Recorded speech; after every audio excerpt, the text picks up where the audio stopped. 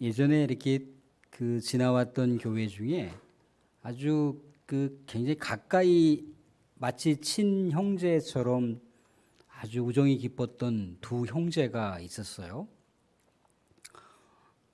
혹여라도 이제 제 3자가 보면 오해가 있을 정도로 굉장히 이렇게 하루 24시간의 시간 중 거의 제가 느끼기에 한 17, 8시간을 같이 이렇게 늘 붙어 다녔던 두 남자 청년이 있었는데, 이제 한 청년이 몸이 안 좋았어요.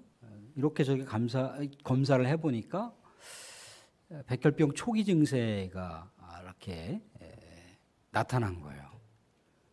치유 방법이 있냐 그랬더니 알고 보니까 이제 골수를 기증을 해야 되는데, 가족 중에 골수가 맞는 가족이 하나도 없었던 거예요. 기증자를 계속 기다려야 되잖아요. 근데 천신만고 끝에 어떤 일이 벌어졌냐면 기적과 같은 일이 벌어졌는데, 그렇게 늘상 같이 붙어 다녔던 절친한 친구에게서 그 골수가 거의 99% 맞는 거예요. 이 골수를 이 친구가 이렇게 줬는데 이게 한 번에 안 됐던 거라 말이죠. 두 번을 해줘야 되는 상황이 벌어졌어요. 그러니까 이쪽 한쪽 친구의 집안에서도 난리가 난 거죠, 그죠? 야, 너 그렇게 하다가 죽으면 어떡하냐. 근데 이제 늘 하나님 앞에 깨어있는 그런 리더들이다 보니까 그것도 하나님의 은혜다라고 하면서 2차 골수를 기증을 해줬습니다. 그래서 이 친구도 이제 뭐 백혈병으로부터 뭐 완전하게 이렇게 치유받은 건 아니지만 이제 회복이 될 수 있는 그런 기회를 얻은 거죠. 한 친구의 놀라운 헌신과 또 사랑 때문에 또 한 친구가 생명을 얻게 되는 그런 기적과 같은 그런 일상의 이야기가 우리 주변에 보면은 이렇게 있어요. 많지는 않고 흔하지 않은 거라 할지라도 더러 있단 말이죠. 한 친구의 헌신과 사랑 때문에 한 친구의 생명이 훨씬 더 생각했던 것보다 연장이 될 수 있는 이 놀라운 기회의 사건을 우리가 생각해 봤을 때, 이런 친구를 갖는다라고 하는 것은 정말 하늘이 특별하게 은혜를 베풀어 주셨던 친구잖아요, 그죠? 근데 이런 친구를 우리는 갖고 있다는 거죠. 누굽니까? 바로 예수 그리스도. 예수님은 우리를 종이라 하지 않고 친구라 하셨다는 거예요. 예수님은 더한 것을 다 주셨죠, 그죠? 십자가의 모든 사랑을 다 쏟으시고 우리에게 우리 하나님과 막혀 있는 죄사함을 다 깨끗하게 정리하시고 하나님께 나아갈 수 있는 길을 열어주시고 더욱이 우리에게 영원한 생명을 주셨어요. 영원한 생명을 갖는다는 것은 무한한 기쁨입니다. 무한한 비전인 거예요. 살아서 이렇게 우리 가족들 중에나 누군가가 이렇게 병상에 누워 있다가 고통을 당하시다가 이렇게 돌아가실 때 그 이별의 아픔이 있잖아요, 그죠? 근데 이별의 아픔은 우리가 현실적으로 살아가고 있는 그 상황 가운데 우리가 대면해야 되는 어떤 현실이지만, 그 현실은 항상 우리의 신앙과 또 성경 말씀의 원리에 따라서 예수 그리스도를 통해서 모두 다 극복될 수 있는 내용이잖아요, 그죠? 먼 훗날 우리가 하나님 나라에서 만나게 된다는 거죠. 예수님이 이 땅 가운데 다시 오시게 되면은 이 땅에서 하나님의 나라가 완성되는 거니까 이 땅에서 만나겠죠, 그죠? 이 예수 그리스도를 통해서 우리에게는 무한한 비전이 있는 거예요. 그러니까 죽음이 가까이 다가와도 물론 육신의 고통과 또 이별의 아픔이 그 안에 마주해야 된다라고 하는 그 직면된 그 사정이야 굉장히 아프고 고달프고 괴로운 거지만, 그 슬픔과 아픔의 텀을 지나고 나면은 영생이라고 하는 우리 주님 안에서 안식을 하게 되고 또 영원한 생명으로 들어간다라고 하는 것을 생각해 봤을 때, 이것은 기적이 아니라 이미 성경에서 우리에게 담보되어 있는 거대한 보험이라는 거죠. 우리 각각이 아마 보험들이 있을 거예요, 그죠? 어떤 보험이 있나요? 뭐 자동차 보험이 있을 수도 있고, 아니면 뭐 사망보험이 있을 수도 있고, 암보험이 있을 수도 있고, 뭐 요즘에 치과보험도 있더라고요. 그죠? 아무튼 여러 가지 보험들이 있어요. 그죠? 그 보험들을 걸어놓는 건 뭔가요? 장치잖아요. 일종의 장치. 우리가 어떤 일들을 이렇게 그런 상황, 어려운 가운데 처해지게 되더라도 엄청난 그 재정이 들어갈 수밖에 없는 그 상황인데도 불구하고 그 재정들을 이제 지원받을 수 있는 혜택을 얻는 거죠. 그죠? 치료비에 대한 것, 또 치료의 과정들, 그런 것들을 다 이렇게 혜택을 보게 할 수 있는 게 이제 보험이라는 보험인데, 우리는 영원한 보험이 있어요. 그죠? 그냥 이 육신 덩어리의 생명의 연장을 위한 그런 보험이 아니고 영원한 생명의 보험이 우리에게 있다는 거예요. 오늘 베드로가 얘기하는 내용이 그겁니다. 베드로가 오늘 25절부터 37절까지 간단하게 말씀드리면, 이제 요엘이라고 하는 선지자가 이야기한 것, 마지막 종말의 때가 오는데 마지막 세상이 이제 파괴되고 무너지는 날이 있는데, 그때 그 파괴되고 무너지는 그 상황 속에서 구원받을 수 있는 길이 있다는 거예요. 하나님의 이름을 부르라는 겁니다. 근데 이것을 베드로가 어떻게 해석을 하냐면, 하나님을 누구에다 갖다가 연결해 놓느냐면 예수님하고 연결을 해놔요. 그러니까 세상에 종말이 와도 예수님의 이름이 있으면, 예수님을 믿으면 구원을 받습니다 라고 얘기를 해주고 있는 거예요. 요엘 선지자의 성취된 내용이 바로 예수 그리스도다라고 하는 얘기를 해주고 있어요. 또 오늘 말씀 가운데 보면 다윗이라고 하는 이름이 이렇게 반복적으로 거론되는 것을 볼 수가 있습니다. 다윗이 이미 다윗의 시나 또 우리 사무엘 상하에 나와 있는 다윗의 여러 가지 언약 내용들을 보게 되면은 다윗의 후손을 통해서 영원한 통치자가 나타난다라고 하나님께서 약속하셨잖아요. 그죠? 또 다윗의 시편을 보게 되면은 자기의 후손 중에 부활이 있을 것이라고 하는 어떤 예고의 메시지를 다윗이 시편 중에 고백하는 내용을 볼 수가 있어요. 그러니까 다윗이 말하는 부활을 얻게 되는 자, 또 다윗의 후손 중에 영원한 통치자, 그는 우리가 알고 있는 대로다가 예수라고 하는 것을 알 수 있잖아요. 그죠? 그래서 32절을 보시면 이런 얘기를 볼 수가 있습니다.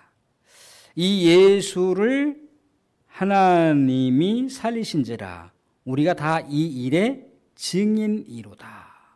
이제 기독교의 핵심 가치가 여기 나와 있는 거죠. 그죠?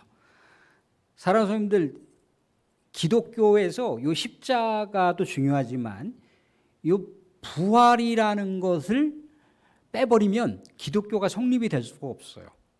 다른 종교에는 자력구원이라고 그래서 자기 스스로 막 열반을 해나갈 수가 있어요. 자기 스스로 구원의 그 일들을 해나갈 수가 있어요.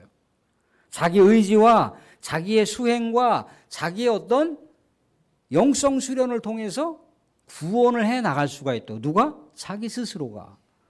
근데 기독교는 자기 스스로 자력 구원을 할 수가 없어요. 하나님의 은혜가 있어야 된다는 겁니다. 하나님의 은혜. 근데 하나님의 은혜인데 하나님의 은혜가 막연한 것이 아니고 이미 우리에게 표징적으로 보여주셨어요. 예수 그리스도께서 우리의 모든 죄를 짊어지시고 죽으셨잖아요. 그죠? 우리가 이미 죄사함 받았습니다. 죄사함 받았고 죄사함 받은 것으로 끝나느냐? 그렇지 않죠. 그죠? 예수님이 부활하셨다는 거예요. 부활하셨다라고 하는 것도 역시 마찬가지로 우리에게 보여주는 비전이라고 하는 것인데, 우리가 죽어도 부활한다는 거예요.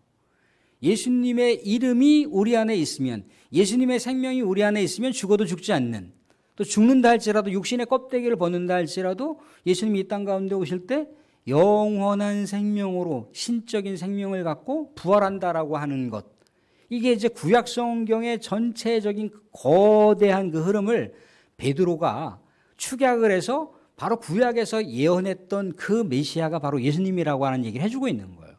그런데 가슴 아픈 사연은 뭐냐면, 이 일에 32절 하반절 자신들은 증인이라고 했는데 바로 이 예수 그리스도를 어떻게 했다는 겁니까? 예수 그리스도를 36절을 보시면 이렇게 나와 있어요. 36절을 보시면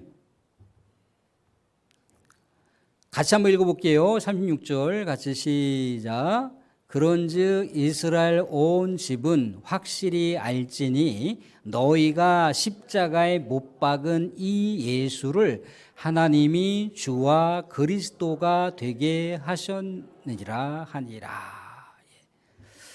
메시아는 구원자죠, 그죠? 예수님께서 주인이 되게 하셨다는 거죠. 예수님께서 통치자가 되게 하셨다는 것이고 예수님께서 구원자가 되게 하셨다는 거예요. 근데 이를 누가 죽였다는 거예요? 유대인들이 죽였다는 거죠.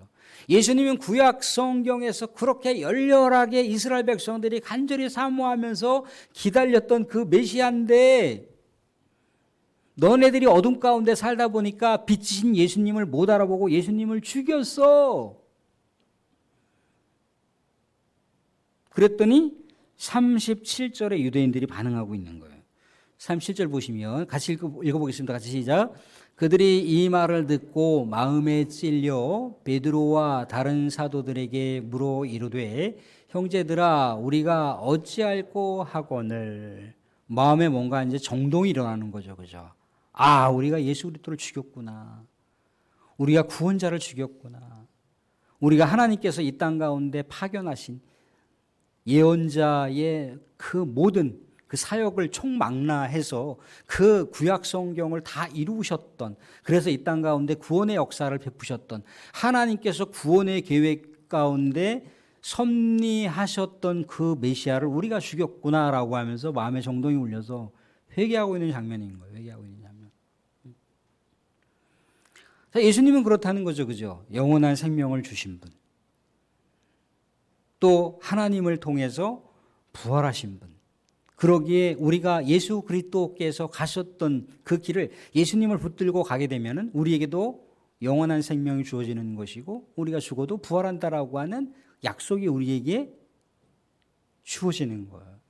이게 보험보다 엄청난 보험인 거죠. 그죠? 이건 비전입니다. 비전. 그러니까 죽음 앞에서도 뭔가 그 주님을 만날 것을 생각해 보세요. 우리가 그렇게 찬양하고 예배 드리고 그랬던 이 베드로를 만날 것을 생각을 해보세요.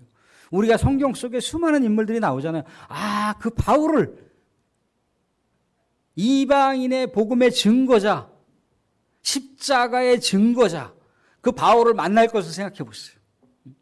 그럼 우리가 살아가는 삶이 얼마나 박진감이 있습니까? 그죠? 이렇게 행복하게, 이렇게 기쁘게 살다가 우리가 그곳에서 신앙의 위인을 만나는 거잖아요. 그죠?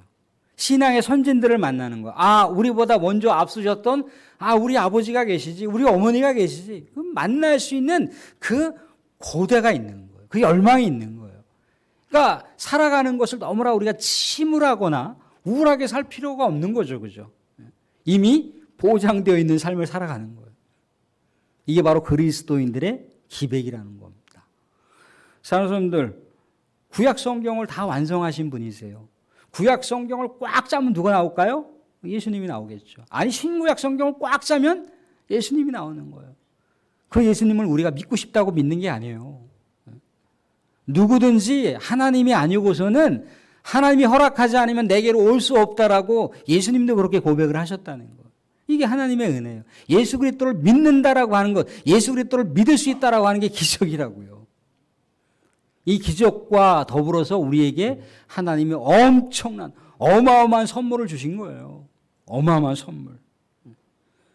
우리에게 약속한 미래가 있다라고 하는 걸 생각하시고 더 이 땅 가운데 더 기쁨과 또 삶의 그 놀라운 은혜가 폭발적으로 나타나서 또 한 주 한 주 살아가는, 또 하루하루 살아가는 삶이 우리 주님 때문에 기뻐하시고 주님 때문에 기대하는 그런 복된 한 주간이 되실 수 있기를 주님의 이름으로 축원드립니다. 아멘.